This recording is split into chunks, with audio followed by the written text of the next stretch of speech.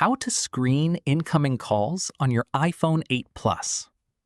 If you're looking for the Screen Incoming Calls feature that asks unknown callers to identify themselves before your phone rings, here's what you need to know. First, open the Settings app on your iPhone. Scroll down and tap Phone. Now look through the available call settings.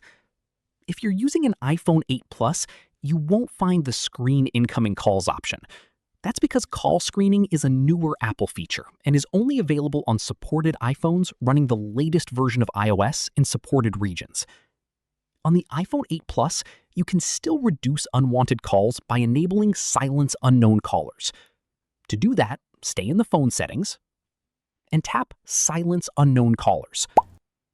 Turn on the toggle, and calls from numbers that aren't in your contacts, recent outgoing calls, or Siri suggestions will be silenced and sent to voicemail.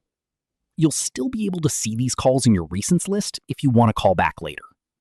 So, while the Screen Incoming Calls feature isn't available on the iPhone 8 Plus, Silence Unknown Callers is the best built-in alternative for blocking unwanted and spam calls.